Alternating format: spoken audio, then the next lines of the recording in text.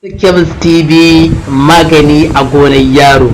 Higa ta farko game da bayanai dalla-dalla akan me ke hana mata haihuwa, me ke sawa mace ta aure ta kasa haihuwa, me ke kawo matsalan da kuma ya za a magance shi, da kuma me ke sawa har a kai ya raba aure.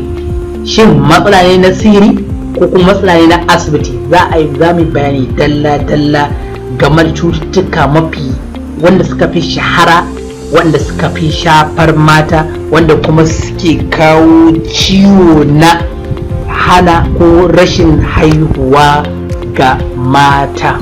Hausa Chemist TV magani a gonar yaro. Shin menene wannan bayani? Bayani shine akan samu wani lokaci, wannan shine shiga na farko kuma wato gabatarwa. Wannan yakan faru mace tana karama, za a ji ya kasance ana wanki mata bayan gari ta ba ta gaba, ko kuma ta girma ba ta kula da kanta, sai kasance datti suna taruwa. Abinda Allah subhanahu wataala ya halicce mu shine al'aura nan matattara ce cututtuka, amma sukan taru ne domin su kare mu daga wasu cututtuka. Wato cuta ce mai kare cuta, kamar vaccine kenan, wani type na vaccine da ake amfani da shi. Wannan sai ya sa idan cutukan suka yi yawa sai su kashe waɗannan wanda suke kariya, sai su shiga cikin gaban mace, suna shiga suna kumbura wurin, suna shiga suna kumbura wurin, har ya kasance sun shigo cikin hanyar wannan hanya.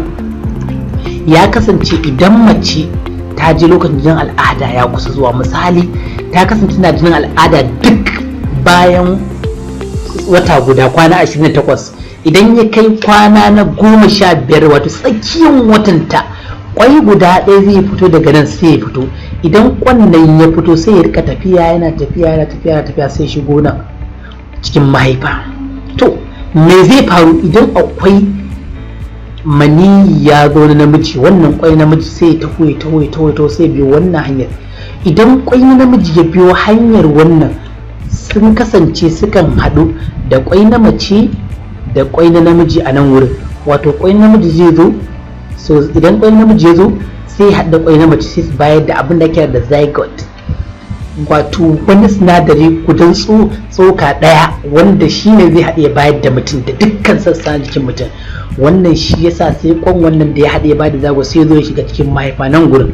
Idan ya shiga cikin mahaifa sai ya bayar da yaro na girma har ya kasance a haife shi. To me zai faru idan ya kasance wannan wuri kwan wannan ya taho sai ya makale? Wato wannan ciwo da mace ke samu yau da gobe na kumburi saboda rashin kula, ko kuma wasu sinadarai, ko kuma tun tana karama da ya faru tana karamanta, sai ya kasance wannan hanyar sai a samu wani tsoka, sai nan gurin sai ya haɗu, saboda yawan kumburin sai ya haɗu sai ya dode, ko kuma nan gurin sai haɗe nan gurin duka sai su haɗe. To idan nan gurin suka haɗu gaba ɗaya, to duk wanda ya taho namiji, tun da hanyar ta haɗe nan gurin ya haɗe ba inda zai fi, ko kuma nan gurin ya dode, ko nan gurin ya rufe, to duk kwan namiji da ya taho to ba zai sami inda zai wuce ba. Wato kwan namiji da ya taho kawai sai dai ya lalace hanya.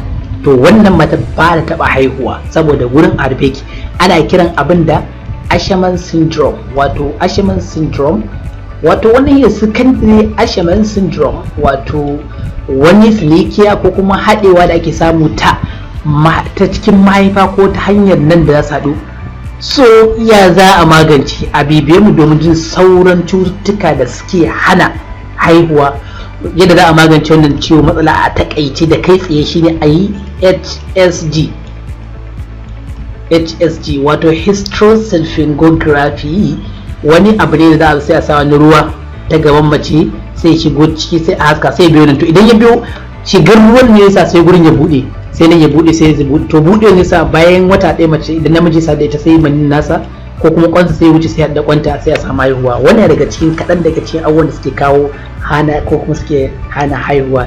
Domin bibiyar mu da kuma jin sauran shirye-shiryen mu da kuma abubuwa dalla-dalla da za su biyo baya waɗanda suke hana haihuwa, a bibiye mu, a tuntuɓe mu a Hausa Chemist TV magani a gonar yaro.